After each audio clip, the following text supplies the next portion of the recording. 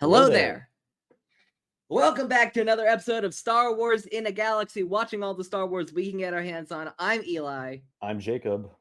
And Jacob, today the road to Malachor concludes here on Star Wars in a Galaxy.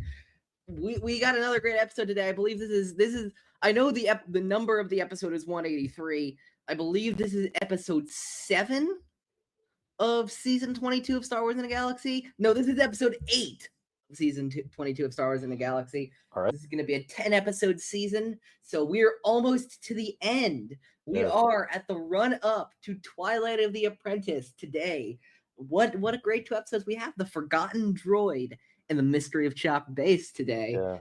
And I think very fittingly, these are sort of often forgotten episodes. But I was really Absolutely. surprised by how much particularly the Mystery of Chopper Base, of course, but plot-wise and emotionally, these really do feel like they're just setting us up for Malachor in every way with Zeb and Ezra and Kanan and Hera and even Chopper. Not only for Malachor, I would argue that these episodes do a lot of heavy lifting that I didn't remember for season 3 in general as well.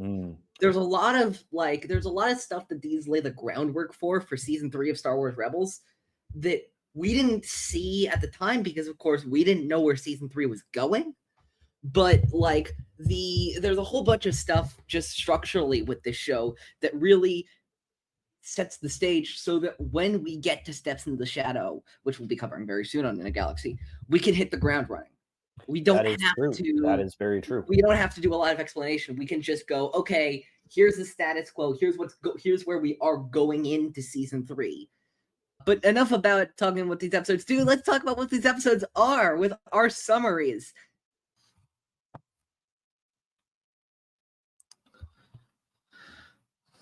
In The Forgotten Droid, the rebels have finally identified a planet that they want to use as their new base in the Yost system. However, they cannot get their carrier there at the moment because they do not have the fuel. So they resolve to steal fuel from the Empire at Horizon Base. The mission is getting all ready to go. The Ghost touches down on Horizon Base. They identify the fuel, and the Ghost crew all goes after the fuel, but leave Chopper in charge of watching the ship. However, Chopper sees a leg he likes. No, literally, he sees a mechanical leg at a vendor, so he goes over and talks to the Ugnaught vendor who is selling all sorts of supplies on Horizon, as well as that leg, and tries to buy it from him, but the price is too high, so he resolves instead to steal it from the vendor, who chases him and eventually alerts some local Imperial stormtroopers to the theft. Because Chopper is so caught up with the theft of the leg and eventually unwittingly gets on an Imperial cargo ship, he misses right behind him the Ghost crew stealing the fuel and taking off in the Ghost right behind him.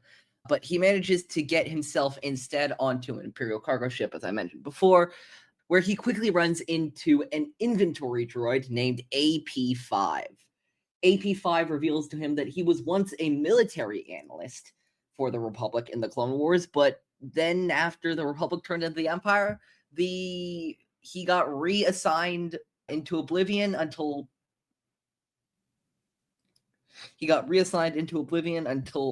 he found his way onto an Imperial cargo ship, being an inventory analyst.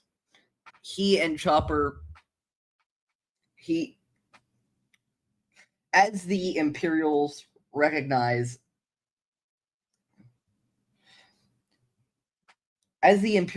identify that there is a rebel operative on the cargo ship, AP5 quickly realizes that it is Chopper, but decides to not turn the droid in, with Chopper slowly convincing him that what he's doing for the Empire is wrong, mostly based on the despicable ways that he is treated by the Empire.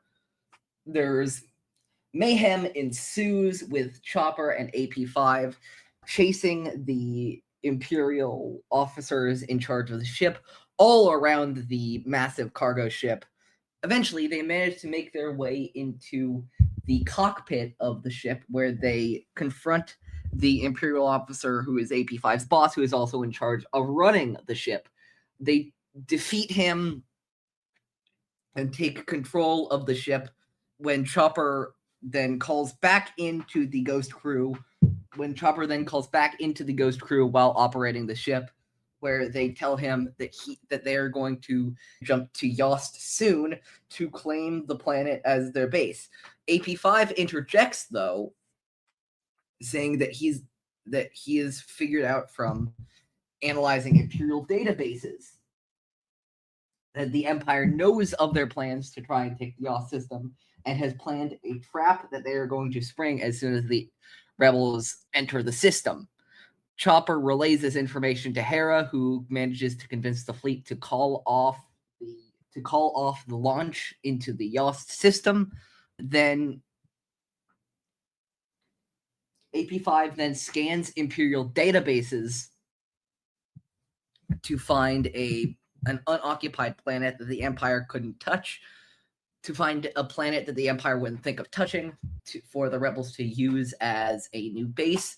And Hera has to rely on Chopper's trust of this new droid to have the fleet jump to hyperspace as they're being attacked by the Imperial fleet, who found them somehow, to jump to this new system. The rebel fleet manages to all get away from the Imperials attacking them into this new system called the Adelon system. Not identified in an episode, but we'll find that out eventually. And the rebel fleet is saved by this one forgotten Imperial inventory droid who turned coat. In the mystery of Chopper Base,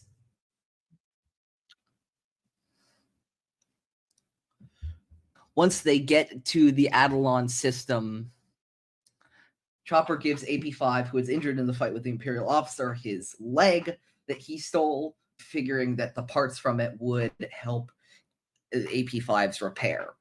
In the mystery of Chopper Base, the rebels start to take down loads of supplies to their new base on Adelon, while a heated lightsaber training duel between Ezra and Kanan happens in the cargo bay of the Ghost.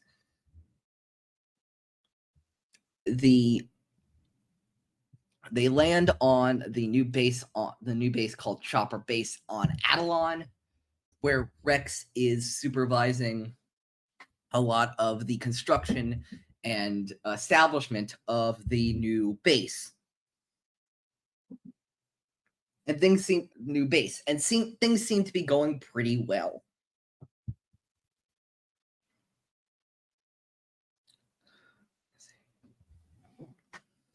Rex tells them about certain rebel scouts, including Sabine, who have been tasked with placing sensors around the base so that nobody comes into the base area without the rebels knowing. However, one of these scouts, Lieutenant Dicer, does not report in when she is supposed to, which warrants the Ghost crew to take a look at what happened to her. They find her helmet stranded without Dicer in the helmet, of course, on the ground near where she placed one of the sensors.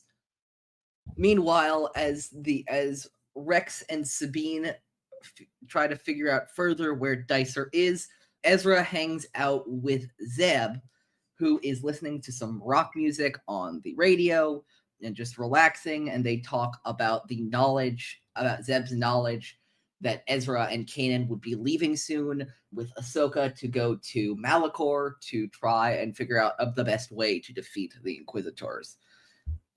While they're investigating Ezra's disappearance, Sabine and Rex are attacked by the native Krykna spiders to Adelon.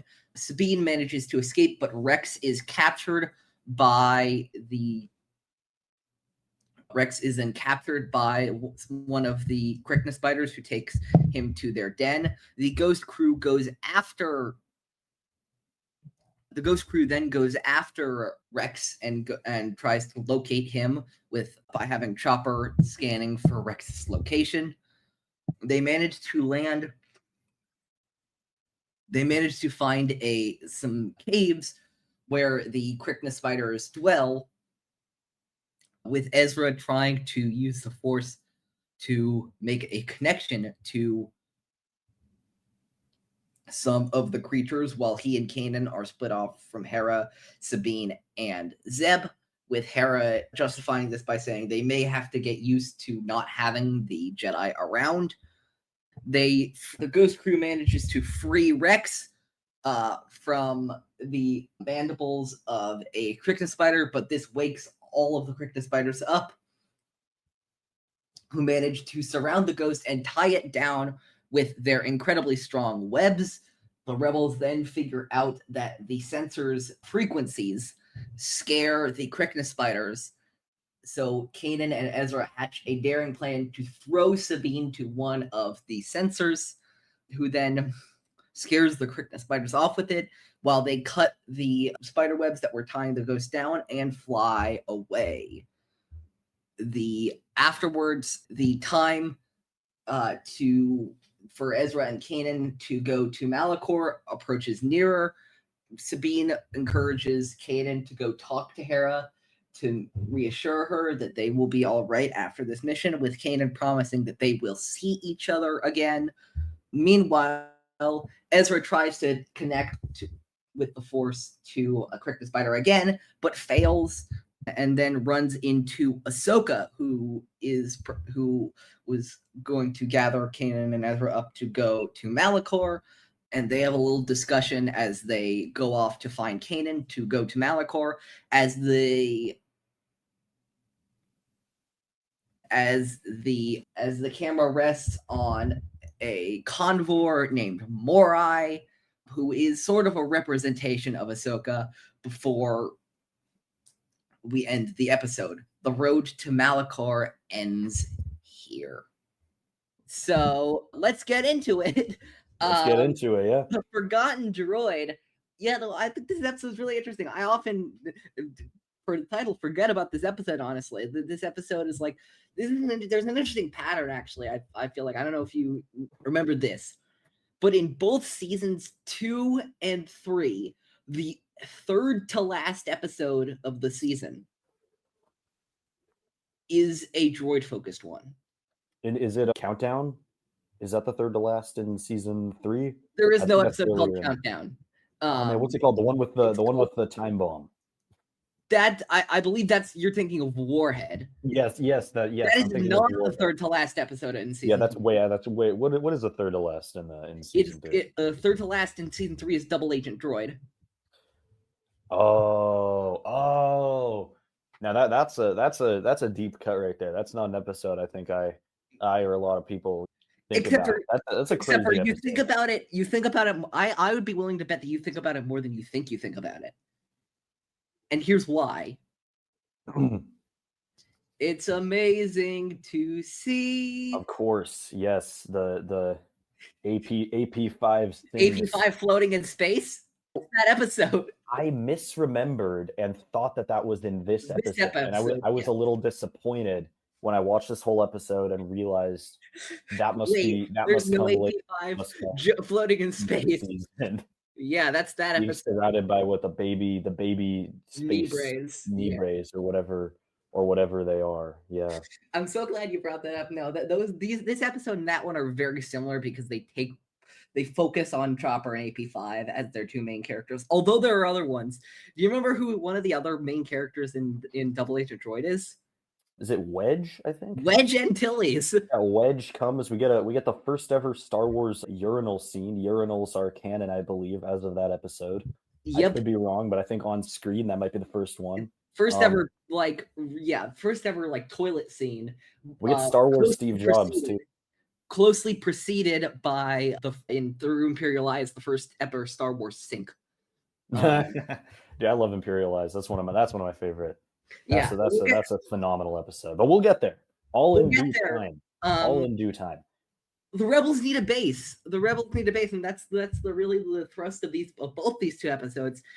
One of the things I've talked so much about this in previous episodes in a Galaxy, specifically Wings of the Master and other stuff.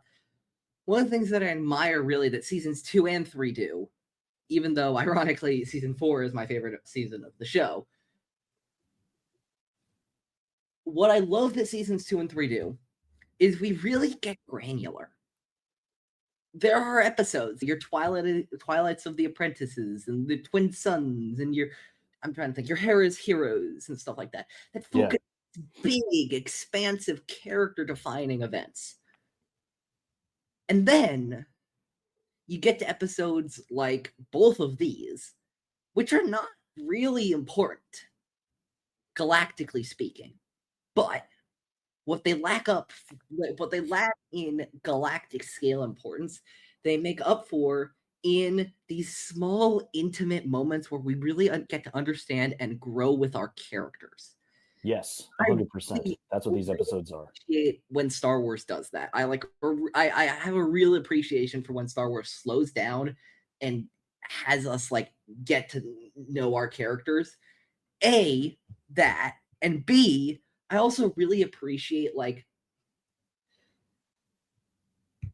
anytime I think I've spoken approvingly about, and again, we'll get more into this in Mystery of Chopper Base, but getting in the weeds of what it took to build the rebellion, of a win for the rebellion not being destroying the Death Star or even escaping the Battle of Hoth, as seen in the original trilogy, but getting 5 X-Wings. Yeah. I mean, the Empire's, what we're seeing here, and this kind of reminds me of Hoth in a way, is for the rebellion, they have to be so sneaky and they have to do everything under the table and they have to be so undercover that half the battle is just keeping their people fed and sheltered and literally with a place to just go home to.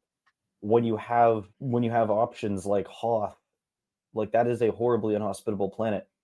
Adelon, but it's the best they got. Yeah, Adelon, clearly not a very good place, but as Kanan says, we need to fight to make this work, because even the Yost system, which we thought we were going to go to in this episode, the Yost, every single thing, the Empire is there. The Empire is constantly surveying more and more planets and cutting off every possibility for the rebellion. Half the battle is almost environmental for the rebels. I want to talk about the Yost system because it's weird, because I don't know if you noticed, but so it's spelled. The Yost system in the episode is spelled in Disney Plus subtitles YAWST. That's how it's spelled. YAWST. Okay. That's how that system is spelled. However, Wikipedia cites it as YOST. That's what I always assumed it was. That seemed more normal. And it says that the Disney Plus subtitles are a typo. And I'm like, well, why would Disney Plus consistently do that? Why haven't they corrected that yet? And more importantly, why do we know that that's a typo and that it is YOST? And then I realized that maybe a reason for that is because this guy who I'm displaying on Wikipedia right now. Oh, Christopher Yost. Christopher Yost, who, in addition to helping to write Thor: The Dark World and Thor: Ragnarok, and writing a whole ton of Marvel comics, let's look at his other credits. We're looking at his Wikipedia page right now. Oh, look, 5 episodes of Star Wars Rebels. An episode of The Bad Batch. And yes, even an episode of The Mandalorian. So he's really made it. He has his own planet. I think that they might have put this as an Easter egg for him. I want to see exactly. Let me look up Christopher Yost on Wikipedia to see exactly what episodes he wrote. Okay, so he actually didn't come on The Mandalorian. This might disprove my theory, because he didn't come on not The Mandalorian. He didn't come on Rebels until season 3 with Imperial Super Commandos. He wrote actually a lot of great episodes, but I'm wondering if maybe he was friends with the person who wrote this episode, who wrote Forgotten Droid. Good question. Let's see. Forgotten Droid was written by Matty Mitch. It was written by Matt Miknovitz. So it's possible maybe Matt Miknovitz and Christopher Yost are friends. That wouldn't surprise me, honestly. Who wrote Mystery of Chopper Base? I'm curious. That's Stephen Melching. Okay, so two very established Star Wars writers on this episode. So anyway, the Yost system, really, really important for the Rebels. They're going in, they're getting fuel, things on Horizon Base, which was never mentioned in the episode, but I looked it up. It's called Horizon Base, which to me doesn't sound like a Star Wars name, honestly. I don't know. That sounds very un-Star Wars to me. That sounds like something that you'd find in Halo or something like that. Yeah. Or even something like Mass Effect or something like that. I don't know. Maybe it's just me, but Horizon Base sounds very sci-fi and not very Star Wars. But anyway, quips. They're going into Horizon Base. They're getting the fuel. But Jacob, there's just one problem. What's Chopper that? wants a new leg. Oh, yeah. He sees that stock leg, that factory leg. He and wants immediately his leg. And Jacob, he wants leg. Immediately, he does not care about anything else. Everything else goes out the window. Like, the premise of this episode is so stupid. I know. And yet it works so well. I mean, it's so in character. Like, Chopper is like, he's kind of like a person, and then sometimes he's like the family dog. Like, Cat. he's at some point, certain things, he sees that leg. It's like a dog. It's like giving a dog a bone. Like, that dog is not going to think about anything else. Like, you're just he's locked in. It's like my dogs when I have like a treat in my pocket. Like, it doesn't matter what else is happening. I'm only saying cat because Dave Filoni has literally said in a quote, if R2-D2 is the family droid, Chopper is the cat. That is a direct quotation from Dave Filoni. Okay, I will say cat because that actually fits his personality perfectly. Like, he's way too mean sometimes to be a dog. Yeah. I know cat people don't come at me. I know cats can be great too. I love cats. I love both. But yeah, Chopper, bro, he's a cheetah. There are always some moments where you can, and I feel like I've gotten a little better at this, but I don't think I'm still great at it, where you can tell what Chopper is saying through his warbling. Yeah. Like, you can literally hear the words through the warbling, not like through context or anything, but like one of them was in this there was a moment actually when we saw a clip of season 1 of Ahsoka with Chopper before it came out. That was the first moment where I ever was able to understand what Chopper was saying. But here was where there was a moment where he was warbling that sounded very much like "Yes, you did" in the Ahsoka clip, and in context that line works completely. Yeah. But this one, in this episode, I could have sworn I heard Chopper whine to Hera once, but I want a new leg, which is great that's his priority. Chopper deliberating on the leg purchase while the Ghost Crew battles the Empire in the background is really interesting. Like, Rebels often, and I understand it sometimes gets criticized for this, but I usually find it charming, is usually that like slapstick, like very, very unsubtle, very blatant comedy. Yeah. But this is really subtle. Like, if you're focusing on Chopper, you could, like he does, miss the Rebels completing their mission in the background. I mean, I feel like that's pretty. I don't know if I call that subtle, but it's brilliant. It's super funny. It's brilliant, but it is more. I feel like it is. Maybe it's not subtle like on a global scale, but it is more subtle comedy than Rebels usually goes for. It's very old school, early 20th century slapstick. You know, yeah. It's got that. Oh my god, I'm thinking of all the famous comedy duos and kind of forgetting all their names. But it's got Laurel and Hardy. It's got that feel written all over it when they're all hightailing it back to the ship and Chopper's just. Okay, this leg or that leg. Yeah, and I mean, I'm glad that we get an episode of Chopper on his own. I think it's a lot of fun. It's not.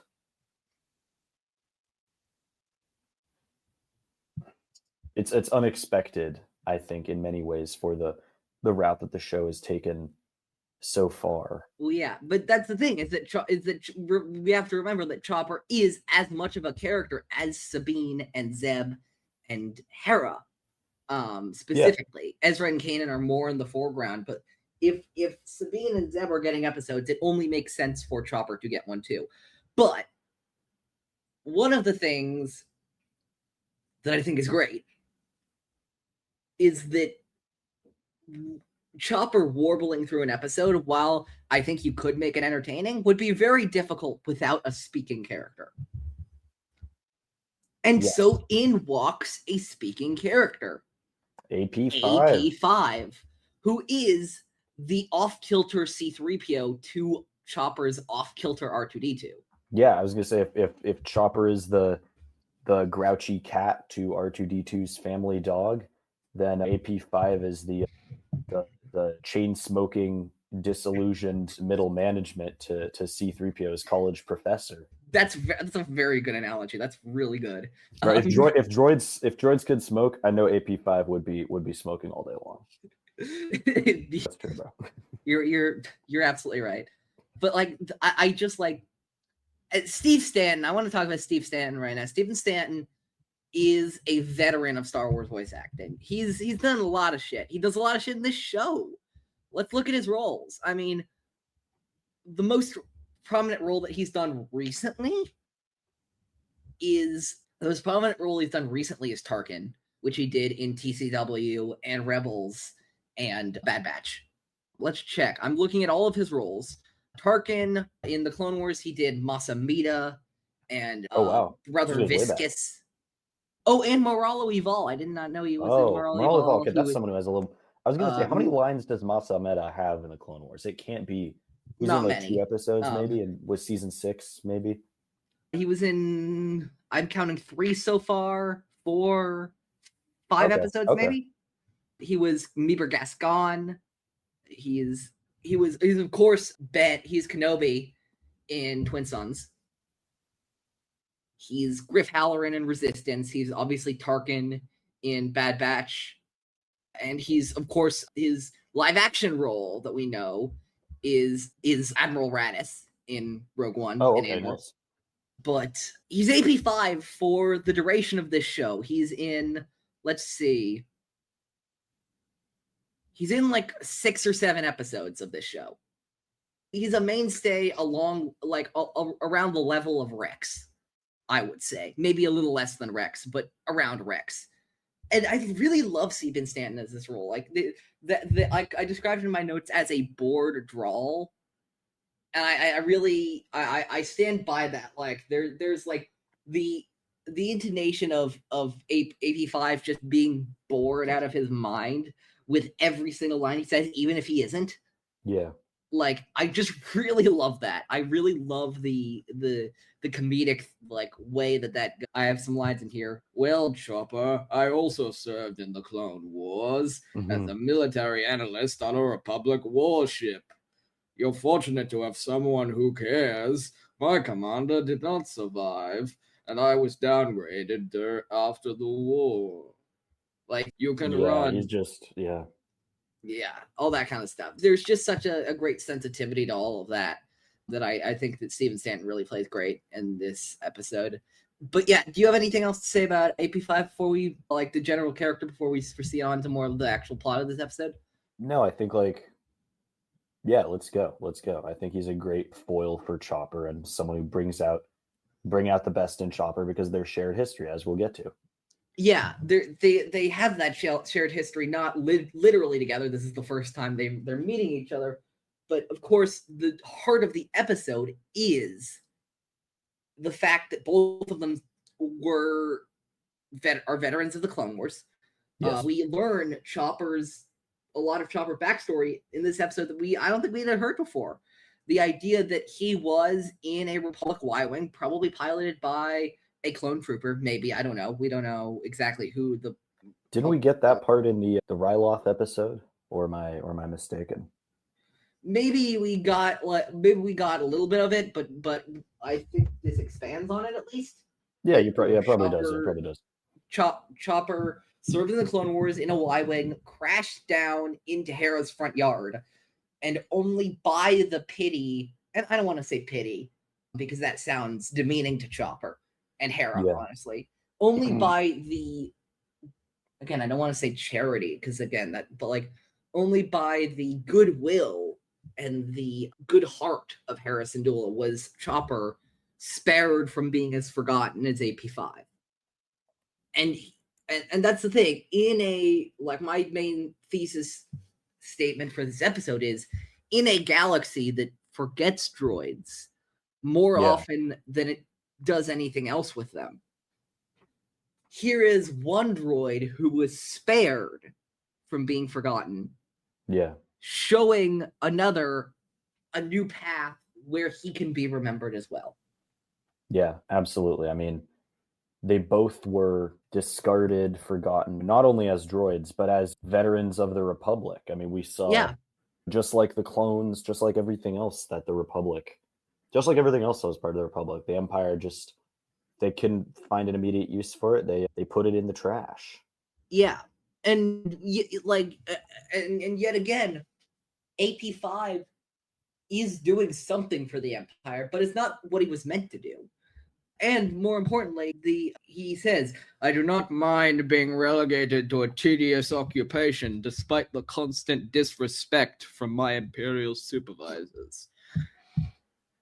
And it is that despite, I believe, that really allows Chopper that in. And that's another thing that's great, that's a great part of Chopper and AP5's relationship in this episode. This is there's a line that's often relegated to Aunt May in the Spider-Man universe, which is, when you help someone else, you help yourself. And I think that adage really works well for Chopper this episode, because as we see in rescuing AP5 from this predicament, Chopper shows his own humanity. Because Chopper, like, the idea is that, like, that we've been rolling with in the show so far is that Chopper is an asshole, but because he's Hera's droid, that means that his heart is in the right place. But this episode says, no. Chopper's heart is in the right place, not because he's Hera's droid, but because he's Chopper. Because he's a member of the Ghost Crew. Because, as much as he might not want to admit it, he has taken to the cause, much like all of his fellow crewmates. Yeah. And that matters. Absolutely. Like, that really matters in the long run. And yet again, like, I'm not saying that the Empire would just let AP5 go over the rebellion. But I also think if like higher up Imperial officials realized what was going on, they wouldn't exactly care the most about getting AP5 back. Because he's just an inventory droid. Yeah. But that's the thing, is that the rebels would never see him as just an inventory droid. Especially the Ghost Crew. I wouldn't speak of the larger rebellion. Maybe the larger rebellion, I would bet that quite a few of them still have anti-droid sentiment, honestly. But with these rebels in specific, the Ghost Crew, no. The AP5 is a Clone Wars veteran who has an extensive knowledge of military tactics and an extensive memory to keep track of using some of the inventory skills he's learned in his time from the Empire to keep track of a lot of their stuff and maintaining their, like, security. Like, AP5 is immensely important for the growing rebellion. Absolutely. But the Empire wouldn't care. Yeah. And AP5, I love, he's adding to a major theme of this show, of the forgotten people, of Rex and Ketsu and Fenrau and AP5 now. The Empire doesn't think they matter, and that's their biggest weakness. Because they do matter in ways that the Empire could never understand. I've been going on a soapbox a little bit. Anything to add to that, or anywhere else you want to go this episode? No, you make a lot of sense. I think something that I would add is there's some. I'm a student, but I there's an organization I work for, and something that they've started stressing is the idea of relationship before task. Like in the long term, you become a better organization, a more cohesive, more successful organization that does better work if you prioritize your relationships with people rather than just the literal task at hand. Figure out why people are struggling, what they need, how can you help them as a person, not just as another employee, as someone who's doing a task. And that is what the rebellion, I think, in many respects does.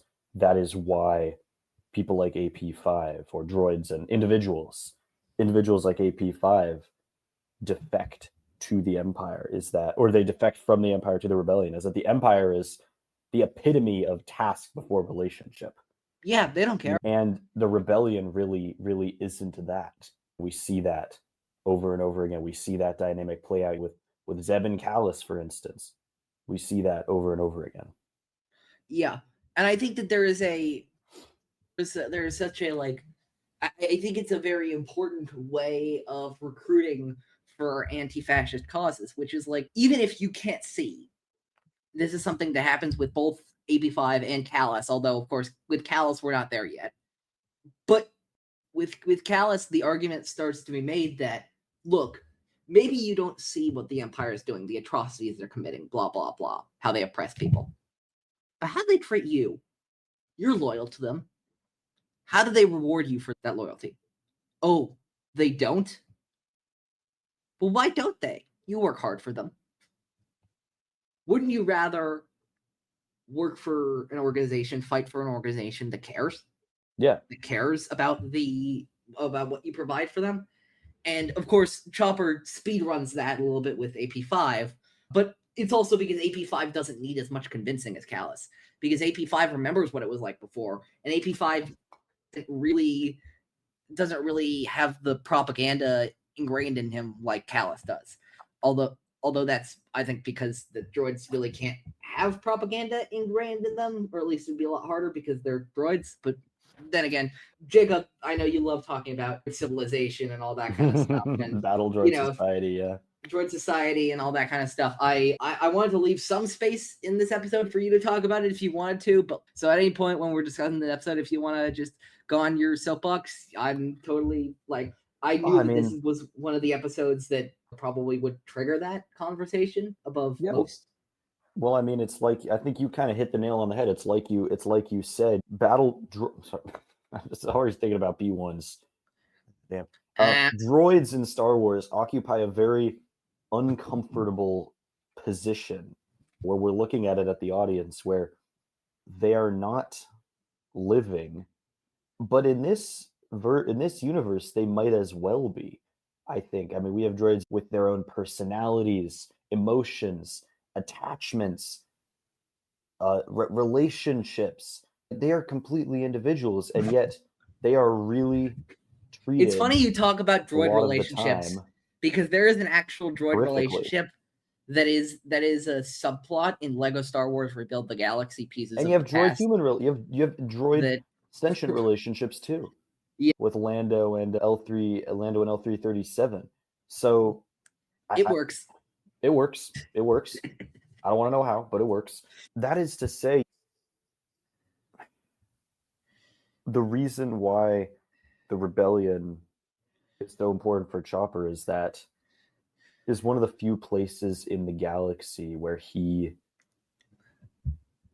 will be treated like the individual that he is, with respect and rights, where he sort of is, if not, maybe not fully owned by Hera the way that droids are often owned. He's taking orders from Hera, but maybe closer to the way that Ezra is than the way that your average astromech is just being, or your average protocol droid is being ordered around. the Empire. And I think that's one of the rebellion's great strengths is that by sort of rejecting the discrimination in much of the galaxy, whether it's against different non-human species, whether it's against droid individuals, that becomes a rallying cry for them, and that becomes one of their strengths, and that is one of the shared points of experience that allows Chopper to get what becomes an immensely important defection from AP5. Yeah, absolutely. Yeah, I think we've gotten a lot of that. Yeah, I also going into like the latter half of this episode. What I love about the latter half of this episode is how much mayhem it is. Like Chopper, when you get Chopper leading a mission like he is now. I mean, again, granted, the mission is one droid that turns into two.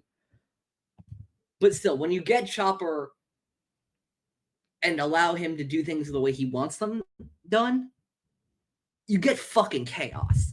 I mean, we've done all our jokes here about Chopper being a mass murderer and all that kind of stuff, and being a menace and all that kind of stuff.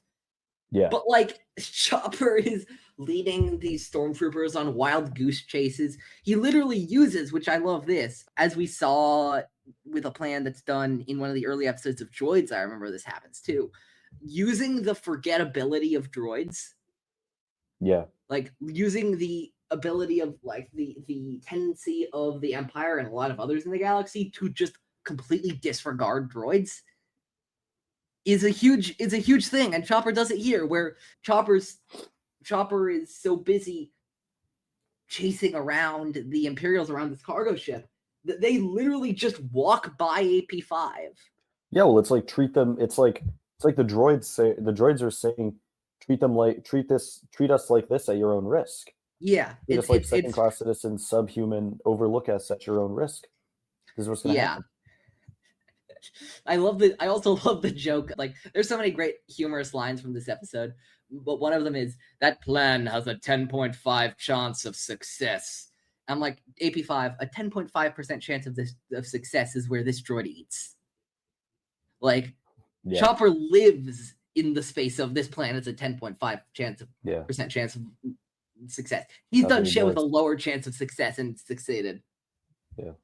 That's where the entire rebellion eats. They eat where the Empire thinks it's not possible to. Yeah, yes, you know? But like specifically the Ghost Crew, like has a tendency, has a knack for pulling things out when they really should not be able to. They've got the clutch gene. They do. They really do. Yeah. Chopper's learned fucking well. There's another one. No, the first one to the bridge is not the captain. Come back here. Chopper just being childish and like petty.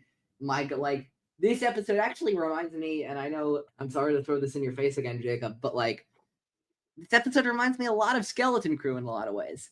The childishness and the wonder and the whimsy and the stupid jokes and all that kind of stuff. There's a lot of that in Skeleton Crew that I think I've talked a little bit. I don't know how much on this show and others I've talked, but Skeleton Crew I liked a lot less than a lot of people did. Not to say I hated it. I did not hate it, but I know a lot of people loved it.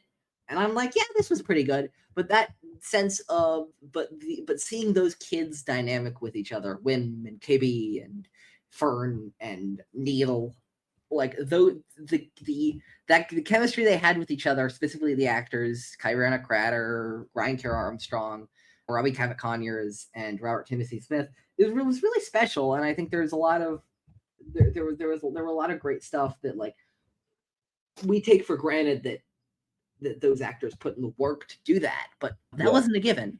The child acting is a whole part of that industry that I'm not like super knowledgeable by myself, but I know that like there's been a lot of criticism cast in child actors' ways and all that kind of stuff. A lot of it unjustified, but like all four of them are really good. All four of them are really, really damn good in that show, and I'm excited for Jacob to watch it whenever he gets a chance to. One of these days. Really, really wholesome show. But yeah, The fleet's found somehow before they even launch to Yas. The fleet's found by the Empire, which shit. But AP5 comes in clutch, saves the rebels from walking into another trap and potentially losing more of their fleet if they would have launched the Yas system. Yeah, and I think. Sorry, continue. I was just gonna say, like, who would have thought a random inventory droid would have been the savior of them? But yeah. Yeah, I loved what AP5 says. Chopper helped me. I have chosen to help Chopper. And then Kane and Hera look at each other and go, wait, no, that's not exactly the same. But there's another moment where Kane and Hera look at each other and go, Chopper as friends? Yeah. Like, I just love the yeah. Before that, even, I love the moment that I love that I think maybe is my favorite of this episode. How do I know your rebels will treat me better than the Empire? Because I am your friend. It's such a raw and personal moment that like really gets to a lot of what Star Wars is about to me. It cuts to the heart of this episode as well. And it's in an episode about two droids. It's in a knockoff R2-D2 and C3PO episode. But that gets to what Star Wars is above everything else. Like, that's pretty awesome. Yeah, and then they manage to jump to this new system. And although it's called Chopper Base, of course, we know that AP5 was the one who found it. The fact that this random inventory droid, again, that was introduced the episode they found this base, found the base that the rebels will use for the next season of television, is something that I feel like only rebels could do. Like, that is such a buck wild, like, if you were just to say that without any of the context, that would sound ridiculous. Yet Rebels does man, it. I think it just goes to show how with the Rebels, they are relying, they are taking it day by day, play by play, and they never know where their next break is going to come from. They never know what the thing that keeps them alive, keeps them kicking is going to come from. And that's part of why they have to operate like they do, like constantly finding people like AP5. And luckily they're brilliant at it, of finding people who are disillusioned, downtrodden, and cast down by the Empire, and making the case, you should come with us. It will be better for you here. Yeah, I think that there's something really magical about that. I love this episode. Really does cut to the heart of stuff. Plus, just being a lot of fun. You could be disintegrated in 6 systems for saying such things. I might just report you myself. Yeah, it's. God love it. I love it. Yeah, I love it. Anything else for the Forgotten Droid before we go on? No, it's a fun episode. I love a droid centric episode. I think AP5 is a lot of fun. So yeah, I don't have too many complaints. I think it was nice. For me, the fact that this episode is a middle of the road episode for this season just proves how good season 2 is to me. Absolutely, yeah. Absolutely. But yeah, no, I think it's a lot of fun. I think it has a lot of heart to it. Not one of my favorite of the season, not one of my least favorite of the season. It's good. Yeah. It's pretty good. But yeah, I feel like it does. It's not one of my favorites. It's not spectacular. It's not transcendent, but like it has its moments. It touches your heart a little bit. It pulls at your heartstrings just a little bit, and it does what it needs to do. You know? Yeah. Absolutely. And like you said, the fact that this is one of the weaker episodes I can think of in season 2 says a lot about season 2. Down the entire episode list. Yeah. How strong this season is. How very, very good this season pretty much is, like wall to wall. With Absolutely. that being said, Mystery of Chopper Base. The penultimate, not the last episode before the grand finale. I would say the penultimate, because that in this episode. Twilight Apprentice is a 2-part episode, but we're going to watch them together, and frankly, they should be watched together. I mean, if you don't watch them together, what are you doing? Like, yeah, it's you gotta, like, it's a double length episode. It's only 2 parts an episode, in my opinion, in name only. Yeah, well, it's just because it's the format. That's all. Yeah, it's the format. Although, yeah, Anyway, one of the best things I can use to explain why I love the Mystery of Chopper Base so much is a little movie called Avengers: Age of Ultron. Avengers: Age of Ultron, to recap everybody's memory, the Avengers it starts off by the Avengers raiding a Hydra base in Germany, I think, somewhere in Eastern Europe or something like that. Maybe it was even Sokovia. I don't know. And then, before Ultron powers up, before Wanda and Pietro Maximoff really come after the Avengers, there's a good 20 to 25 minutes in there of the Avengers just hanging out, just being friends. There's gossip about how Thor and about how Jane Foster and Pepper Potts, who are the significant others of Thor and Tony Stark, are doing. There's that little contest to see which of them can pick up Thor's hammer, which will eventually pay off, of course, with the infamous moment of Captain America recalling Thor's hammer in Avengers Endgame. They're just hanging out. They're just friends being friends. Yeah, I watched that movie like 10 years ago, however many years ago. But I remember that. Yeah, they're just hanging out, messing around with the hammer. They're just hanging out. Unfortunately, because of the gender makeup of the Avengers at that time, I can say mostly for a few exceptions, they're just guys being guys. Like, guys and gals being gals. That's what it is. Yeah, they're not the Avengers. They're not Earth's mightiest heroes. They're just people. Yeah. And that's what I love so much about the Mystery of Chopper Base. There are Jedi moments, there are Rebels moments in this episode, but mostly it's just them hanging out. It's just them getting used to this new base, this new world that they will spend the next season on. And that's what I love most about this episode. We start out with a training duel. A lot of it is just them trying to figure out what happened to this one pilot who went missing. Yeah. Like, we've got that little scene with Ben Ezra watching the sunset, listening to rock music. Radio. That's my favorite scene of the whole. I'll explain why, but that's my favorite scene of this episode by far. It's really good. There's so much, like, and why I think, and what I want to underscore here, what I want to really emphasize is that I understand that to some people, and maybe even me when I was younger, this could be seen as a filler episode. But what I really value about stories like this episode is that when those big events happen, when Ultron assembles all of the drones at the end of Age of Ultron, and when the Twilight of the Apprentice and the Steps in the Shadow happen, those key moments between the characters communicating with each other on the field of battle is only amplified because we've had time with them where that's not the case. And that they've had time with each other to build up those relationships of trust, of camaraderie, and of course, to remind everybody what they're fighting for. And specifically, not to say that they don't fight hard for the rebellion, because of course they do, but it also shows one of the biggest benefits to me for the Ghost Crew of joining the rebellion, which is that they don't have to be fighting all the time.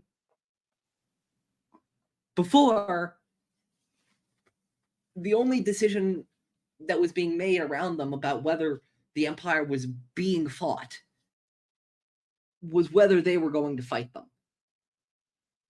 Yeah. But now, the Empire is being fought even when they don't fight them, because others are. And when those others need a break, they'll go fight them. And something I will say, not to spoil too much of the season, because I know you haven't seen it, but specifically with the development of the Yavin base in season 2 of Andor, we got a few glimpses of this kind of stuff in that show, and I liked everything we got of it. but we got way less than I thought we were going to, or more likely than I hoped we were going to. The development of Yavin Base, really, still after Andor Season 2, and like what the Rebels had going on there and stuff like that, really isn't that much still. And it's an area of canon that I really thought that 10 years into the Disney canon, we would have gotten more of the operations of the rebellion. Like, I'm really shocked that the Rebel Files is basically still our best look at that. It's really stunning to me. And of course, even the Rebel Files is pretty outdated. That book was 2018. No, it wasn't. It was 2017. Yeah, it was 2017. And what was I going to say? Yeah, it was 2017. And of course, we've had 8 years of canon to update that. Yeah. Including the ending of this very show. But anyway, enough about overall canon. Let's talk about Rebels. Let's talk about Mystery of Chopper Base, which is a lot of great stuff. I love this episode so much. The episode, I believe, is one of the most underrated episodes of the show. Yeah, it's a lot of fun. Honestly, my favorite part is before the spiders, the Krykna, are even involved. I think you can feel the palpable relief and excitement of the Rebels and the Ghost Crew, and specifically Hera. The Krykna spiders are a lot of fun, but I think the stuff with the Krykna spiders is easily the weakest part of this episode. Definitely, yeah, definitely. I mean, obviously it's needed because the Rebels need something to do, but the Krykna spiders are fun, but the best parts of this episode are the Rebels just chilling. But let's start at the beginning, where a little bit of time has passed since the last episode, because they're bringing down another load. I think it's probably been a day or so. But anyway, Ezra and Kanan are dueling. This is electric. This is one of my favorite moments. This duel is great, and one of the things this duel does is we talked about a lot of the Rebels just chilling in this episode. But that is only one of this episode's dual purposes. There's another purpose of this episode, which is to foreshadow the absolute shit out of Twilight of the Apprentice. We are going to turn our foreboding sensors up to 11 because of so many things that we are about to set up with this episode. So many. Of course, the big one, like there's Kanan simultaneously training with Ezra, but also kind of jabbing with him. That's my move. After Ezra does the firing of the blaster thingy. But then there's this exchange, which I remember watching this episode previously and not understanding this exchange, but now I think I do a little bit more. You never turn your back on an enemy. Okay, but since when are you my enemy? Which to me, before this, always seemed to foreshadow that maybe Kanan and Ezra were going to be enemies at some point. I mean, I feel like that just kind of shows which the never tension really in happened. there. That shows the tension, and you're right, it never really happens. That kind of to me, it shows a little bit of the tension in the relationship, where there's times where obviously it pretty much works out in the end, but there are times when Kanan sees Ezra more as an apprentice, and Ezra sees Kanan a little bit more as a father figure. Now he needs more of a. There's moments when he needs more family than he needs instruction. Similar to it's a common theme in a lot of master apprentice relationships over the years for the Jedi, I think. Yeah, I think you've said what I was going to say, but said it a lot better than I was going to say, because I didn't even have the master father thing, which is completely true, by the way.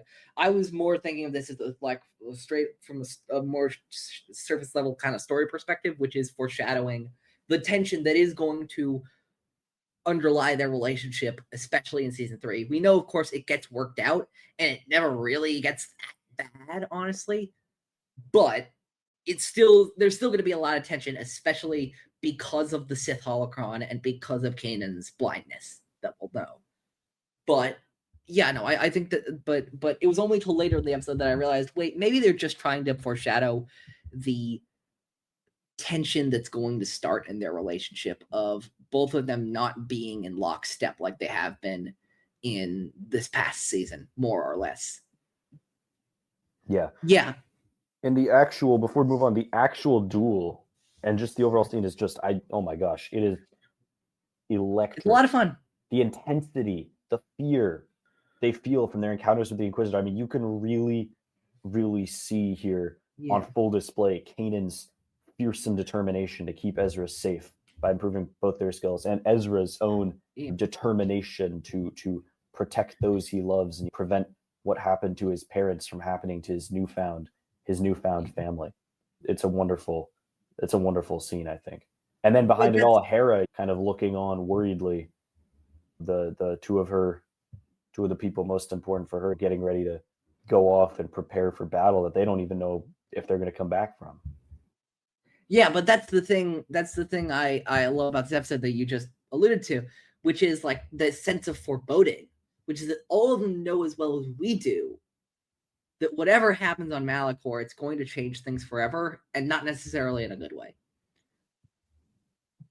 It's not fear, it's knowledge. Like, again, they don't know what's going to happen, but they're preparing for the worst. And of course, we see that later in shouldn't we have a Jedi on each team? We've got to get used to not having them around, which we'll get to. I wrote that down too. It's sort of a very quietly heart-wrenching moment, I would say. It is. But yeah, I love. But speaking of, like we did last episode, of talking about like subtler comedy, then but at least there's nothing trying to kill us. Cuts to an instance of something trying to kill them. Well. Yeah. Which is very funny. But yeah, no, as I mentioned beforehand, I have in my notes, hey, the gang is all here, and this is one of the first times that it looks like the crew of the Ghost is part of an organized rebellion, which is pretty cool, to be honest. It's something, honestly, like, it's my main criticism of season 4, which is otherwise a season that I really love, which is that we spend 2 episodes with the rebels as part of the larger rebellion. That's it, 2. Basically 1, because it's a 2-part episode. It's in the name of the rebellion, and that's it. Like, really? I understand that they wanted to shift to the freeing of Lothal and to be a more personal story about this Ghost crew. I understand that. But we only get 1 episode with them as part of the larger rebellion? That's it? Really? It also speaks to the shorter length of season 4, where like season 4 of Rebels is like 13, 14 episodes for some reason, whereas we get a 20 episode season with season 2 and a 22 episode season with season 3. But maybe that was a shift to streaming, although then again, both seasons of Resistance were like 20 episodes, so I don't know. Yeah. Anyway, Star Wars, bring 20 episode seasons back challenge 2025. Please. Like, come on. We used to do it. We can do it again. Make the episodes shorter. Give us like 20 of them. That's how TV used to be. Come on. Anyway, yeah.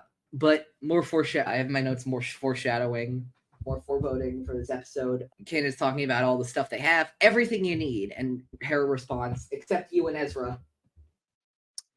We'll get to that later, actually. I did want to talk about something else in my notes, which is there's a great moment where Kanan is trying to justify leaving, but Kanan says, I understand that now, the need for us to be part of a larger rebellion, which has been a subtler arc this season, but I think it's been handled really well. There's that exchange that Kanan has with Hera in the premiere of this season. It was steal from the Empire, give to the needy, a noble cause. And now we're getting roped into some sort of military thing where Kanan throughout this episode, throughout the season, throughout the missions that they've gone on, has now been able to understand more fully why the noble cause of stealing from the Empire and giving to the needy, while not bad, was not enough. That they needed to do more. Yeah. And I think it's through this season, especially through episodes like Stealth Strike and other stuff like that, that he starts to understand why a larger rebellion is needed, even if he has bad memories going back to the Clone Wars and is worried about how it goes. I think that arc is resolved really well here, and I think that puts us really well into season 3. Yeah, absolutely. I mean, it's kind of the timing is kind of heartbreaking that Kanan finally says, like, I understand now why we had to do what we had to do. It might have been difficult for me at first, but he says we need to be part of a larger movement. Right before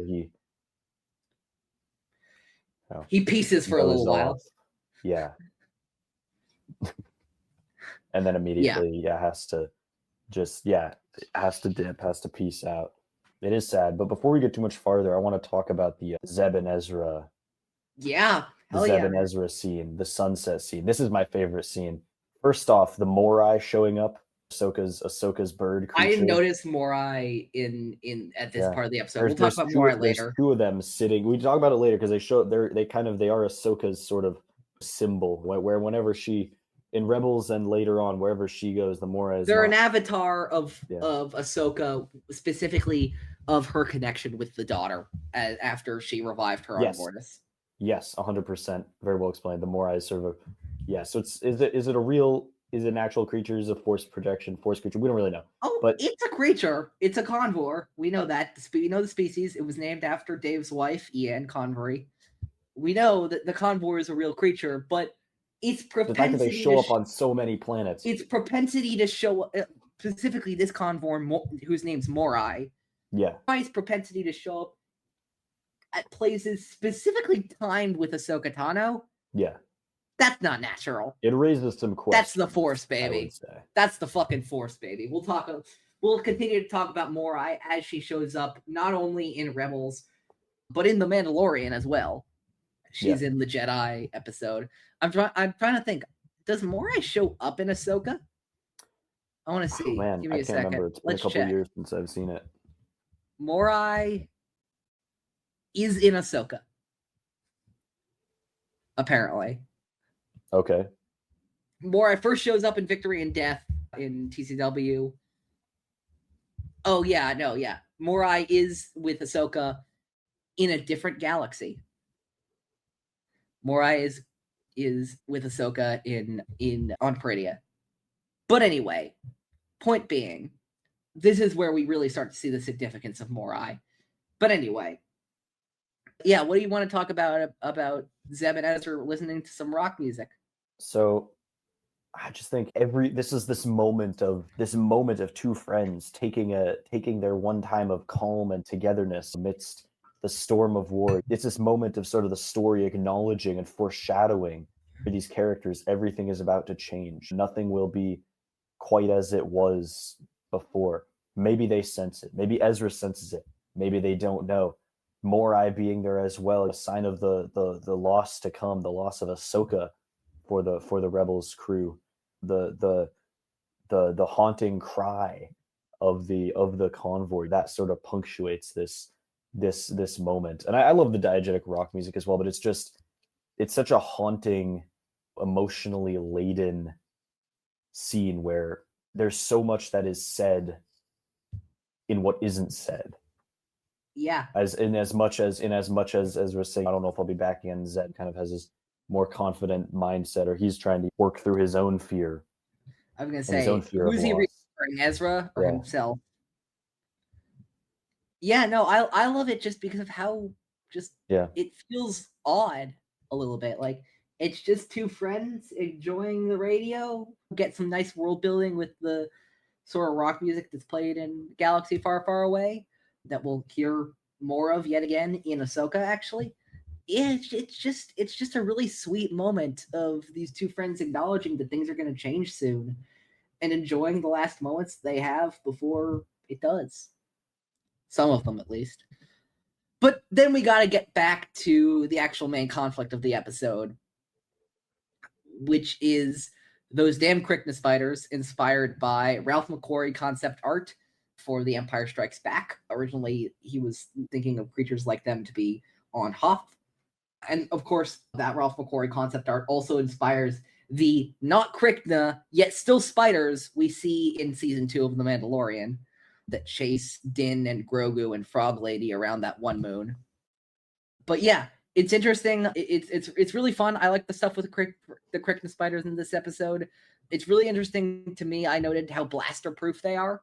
Their scales are like basically seem to be pretty invisible. The blaster, only the eyes. They gotta shoot him in the eyes to kill him. And I was wondering about if the rebels would consider, like, I forgot how much the rebels actually killed a lot of them this episode, which makes me wonder, why didn't they just take some of their scales off and like craft them into armor and shit? Like that'd be pretty useful. Like, I wasn't sure if the rebels would actually like kill the spiders to make the armor, because they might consider that inhumane. And yeah, sure, maybe they won't kill any more of them, but you've already killed a whole bunch of them. Why not? Why not craft them into armor or like gauntlets to wear and stuff like that? I don't know. It's a good question. It's a good question. I don't know. I mean, the show probably wasn't concerned about that and stuff like that, and probably would mess with the mechanics of like always being in danger against the Empire and stuff like that. But it's just an interesting lore question to consider. It's not something I'm particularly mad about the episode or anything like that. I just had the thought could be useful against the Empire. Yeah, but then they're going after Rex, who with Sabine went to search for Dicer. We have that really sad, the really heart-wrenching moment we talked about before. When they're splitting up, shouldn't we have a Jedi on each team? We've got to get used to not having them around. Yeah. And like, quietly heartbreaking moment. I don't remember what my first time watching this episode was like, but like, do you remember at all? Were you like, was there any part of you thinking like, are Kanan and Ezra gonna die? That did not cross my mind. I did not think that the show would go there. It didn't even occur to me that Ahsoka would quote unquote die. Yeah, we'll get to that when we get to that. But like, for a couple of years. I'm not saying that about like whether the show would go there or not, but like the show seemed to be suggesting something pretty dark was about to happen. Absolutely, yeah. Absolutely it was. I mean, and in a sense it did. Once we get to Malachor, Ezra and Kanan are both forever changed by the darkness that they encounter. And of course Ahsoka is as well, yeah. And Ahsoka, they're all of them are forever changed by what they undergo. They sort of come face to face with the true power of the dark side in a way that really changes and traumatizes them, specifically Ezra and Kanan. Yeah, no, there's a lot to happen soon. Yeah, there's that line that also I feel like foreshadows with the "since when am I your enemy" line, which is you always change the subject when I start winning, which like I feel again like highlights that tension that's going to begin to grow between Kanan and Ezra in season 3. That a lot of it, of course, is Ezra's fault, and a lot of it is due to the Sith holocron stuff and Ezra's dark return. But I think we also have to.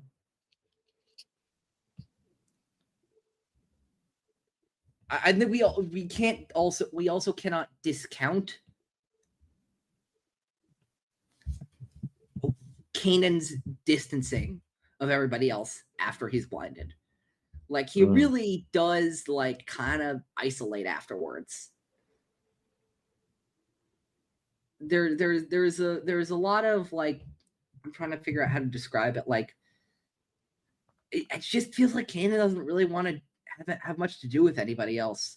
It changes him. Yeah, obviously we have that infamous line from season 3. I don't remember exactly where, but it was all over that trailer. Battles leave scars, some you can't see. Yeah. I mean, he comes face to face with Vader. He loses Ahsoka. He almost loses Ezra. He's probably wondering by what miracle, for what reason, were Ezra and I spared from this awesome and terrifying power of the dark side. And we'll talk about that as we get more into season 3 and with Twilight of the Apprentice. Yeah. Anything to say about the like that chase they have with the Krykna spider trying to get them off the ghost? That webbing is so fucking strong. Like Peter Parker would be jealous of how strong that webbing is. I mean, it's a little scary. It's a little gross. I wasn't particularly interested by this storyline. Yeah, I understand that. Honest. I like the Cryptic Spiders a lot. I think they're cool, and I think they're a fun new element of the planet and stuff like that. But I understand that like it's a fun action sequence. I think that's really the purpose of this. It's a fun action sequence. It's to notify the rebels that, hey, this planet might not be perfect, but it's what you got. Which I think is the moral of this episode, really, which is, of you take what you can get. Obviously, Hoth was not ideal for any of the rebels. What other options did they exactly have? Yeah, anything about the spiders, or do you want to go on to the conclusions of this episode? Setting up for... It's certainly thrilling. The ghost is glued down. Kate and Ezra literally throw Sabine to the sensor using the Force. A little too far. With the sensors. Rex literally starts wrestling with one of the spiders to push it out of the hatchway. That is so metal. It's very funny. Old man Rex. He hasn't lost it. Still got it. He has not lost it. Yeah, I mean, I want to go to the very end where we'll see each other again, I promise. That's the line that just, oish, you know? And they do. Man. And they do. Yeah. For not seconds, in the way that he right before he thought, dies. Yeah, it hurts. It hurts really badly. Obviously, in the episode itself, it's the biggest point of foreboding of, oh shit, something really bad's going to happen. And of course, what they mean is they're going to meet with it, like they're going to be in proximity of each other again, which they are quite a bit for seasons 3 and 4. But of course, the sea thing was very intentional. Because, of course, they don't see each other until he's seconds from death. Yeah. It hurts. It hurts really fucking badly. There's no other way to say it. It hurts. There's so many great shots in this episode. The shot of the ghost taking off and blowing that spider away as it does so from a little beforehand with those green engines during the night. That's really great. The shot of course, Hera and Kanan embracing while the sun of Adelon sets for the night is just that's so a great concluding moment. So beautiful. Yeah, and then we get to Morai. And with her, of course, is Ahsoka, who checks in on Ezra before they go. This is one of my... I think actually the stuff with Ahsoka and Ezra is, as short as it is some of my favorite stuff with this episode, honestly. In my experience, just when you think you understand the Force, you find out how little you actually know. To me, this line crystallized one thing, which is, holy crap, we've had a long journey with this character. And especially, I think it's an important time to reflect on that right now because of how her life is going to be permanently altered once we get to Twilight Apprentice. Ahsoka has grown so much from the snippy little teenager we saw in the Clone Wars film. She has lived and learned, loved and lost. And she's going to do that more, of course, after she's reborn on Malachor. But I think it's really satisfying to see the fully formed person she's become. We've really lived so much with this character, and of course, I want to see more of what she did between that one Tales of the Jedi short and Rebels. It's a long time, and I'd love to see what she was up to then. But I think there's really like it's really beautiful, honestly, to see how much she has grown as a person and as a not quite Jedi since then. I think it's really amazing to see. Absolutely, yeah. And it's almost like, I mean, like you said, she's permanently, what happens to her in Rebels, in the finale, I feel like that permanently changes her. Like, this is the last time almost that we see Ahsoka Tano before she becomes just Ahsoka, almost. Like in Ahsoka, in everything after this, she feels different. It feels like she has been profoundly changed by the unbelievable mystical experiences that happen to her. She's made like Ahsoka the White, I think, as you have employed the term before. That's not just me, but yeah. Well, I don't know who started it. That's where Yeah, I'm I have going. no But idea yeah. who started it, honestly, as well. So you beats me on that one. But still, no, you raise a good point. She's gonna be forever changed by what happens on Malachor, and I think it's really nice that we get to check in with her. Yeah, we end the episode with Morai perching on a rock formation to warn us that whatever happens in the episode, it's going to be crucial to Ahsoka's journey as a character, and that's where we end. What do you think about Mystery of Chopper Base?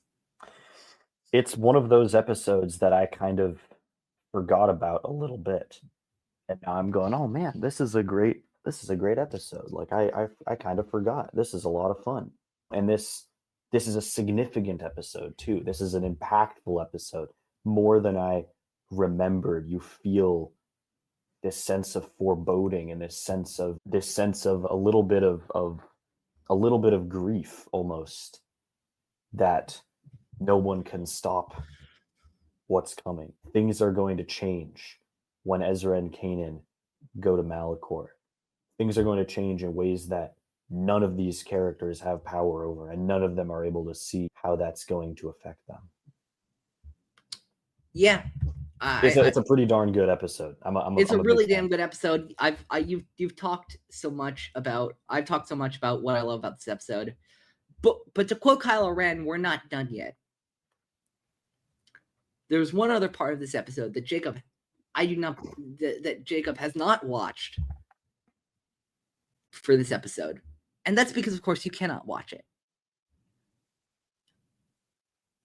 So let's talk about a post that Mr. Dave Filoni made on Facebook many years ago. I'm going to screen share this with Jacob so he can see this. All right. On July 6th of 2017, which is, I believe, before season 3 of Rebels came out. Let's check when Steps in the Shadow came out. Oh, Steps in the Shadow was, maybe when Twin Suns came out. Twin Suns, Rebels. Or maybe, I think that's probably what it was. It was between seasons 3 and 4 of Rebels. It's between season 3 and 4 of Rebels. Let me read it to you. And to you, I mean our listeners, but also to Jacob. Yeah. July 6th, 2017. It just occurred to me that I never got to tell you all the story of the time the Bendu met Ahsoka Tano. It was a brief encounter which took place around the end of the episode The Mystery of Chopper Base from season 2, just before Ahsoka, Kanan, and Ezra left on their fateful mission to Malachor. Of their conversation, you might find this dialogue to be the most interesting. "You are set on this confrontation, then?" the Bendu says. "I have to know the truth," Ahsoka says. "So be it, but understand this. Much will change as a result of this encounter, including you," Bendu says. Ahsoka replies, "Isn't that true of all things as time advances?" Bendu replies, "My dear, when I say change, I mean death." Ahsoka asks in response, "So will I die?" Bendu responds, "Will you? I didn't know that. Goodbye then, Ahsoka Tano, former Jedi Knight."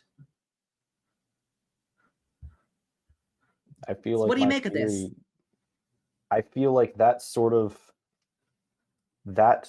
makes me feel more set in my sort of theory or explanation for the changes in Ahsoka between her appearance in Rebels and then her appearance in her own show and The Mandalorian, where she in a sense, maybe you could say, maybe she dies and is reborn in a sense. Maybe that's what the Bender's getting at. Maybe a part of her dies, so to speak. I think this speaks to the fact that she is fundamentally changed, profoundly transformed by her World Between Worlds experience, and she's not who she is before. Yeah, and I agree with you. I really want to know exactly, like, it was something actually I really wished we saw more of in Ahsoka season 1, and maybe we'll see this in season 2. God, I hope so. Maybe in more animated stuff too. I don't know. But the idea of the idea of Ahsoka being reborn, the idea of Ahsoka dying on Malachor and being reborn, with associating with. Do you remember those trading cards Dave illustrated? Yeah. That illustrated Ahsoka's journey through the depths of Malachor and stuff like that. The Topps trading cards of. Let me show you. Let me share this to the screen so we can refresh on them. These of Ahsoka making her journey through the netherworlds and stuff like that. Like, it's very unclear, of course, what happened, but it leads to Ahsoka arriving to a portal in the world between worlds as we see her in season 4. I really want some more, like, not obviously what exactly happened, because I don't want a literal interpretation, because that's not how the Force works, but like, I would love to know, like, I would love to see like the actual story of what Ahsoka witnessed after returning to Malachor, in like what Ahsoka, where Ahsoka went after the doors closed, and what happened to get her to the World Between Worlds portal, and what happened after she returned in World Between Worlds, the episode. Like, all that stuff fascinates the shit out of me, and I want to see that someday. I hope that Dave gets to make that the way he wants to, because it really fascinates me. But I didn't feel like, I felt like we couldn't conclude the mystery of Chopper Base without covering basically a deleted scene from the episode. That would have been so fucking confusing because nobody had heard of who the hell the Bendu is. So yeah. I think that's going to be it for this episode of Star Wars in the Galaxy. Next week, The Road to Malachor concludes. Twilight of the Apprentice, parts 1 and 2, with myself, Jacob, and good friend of the show, good friend of mine from Anytime with Ken and Alden and Octo Radio, the now dormant but soon to be revived Octo Radio. Alden Diaz will be joining us to discuss one of the most impactful episodes of Star Wars Rebels, maybe ever. If y'all, and we assume most of our listeners have seen it, but if you haven't, you're in for a real treat with Twilight of the Apprentice. We've already talked about Ahsoka's death and rebirth, which is one of the main parts of the episode. There's some other stuff with there: Darth Vader, Darth Maul, Inquisitors galore. Yeah. Well, yep. I'm very excited to do that. Great. Until then, you can follow us everywhere at In a Galaxy Pod, mostly on Blue Sky and Instagram. You can follow me. My link tree is linktr.ee/_OGFan327. Find all my stuff. You can listen to us on all your platforms. By the time this episode releases, you will see I'm probably going to post it sometime in the 24 hours after we record this episode, which is on Saturday, the 21st night of September. For all you Earth, Wind, and Fire fans, happy Earth, Wind, and Fire Day. Belated Earth, Wind, and Fire Day. But in the 24 hours after I post this episode, probably I will be posting some fan cast graphics that have been made by myself, Alden Diaz, and Jared the Dark Jedi. We were hanging out the other night, and we got to discussing, as we've discussed a lot of stuff like this. We love discussing fan casting stuff. And so I made a fan casting graphics over who I, with the help of both of them, would like to see hypothetically if a film adaptation of Knights of the Old Republic 2, and The Force Unleashed get made. Again, these are just our ideas, our fan cast ideas, so that'll probably be up on my Blue Sky sometime in the next 24 hours. But yeah, other than that, Epic Confrontations, we hope to get back pretty soon. TBD on that. But other than that, I think all there's left to say is may the Force be with you. Always. Always.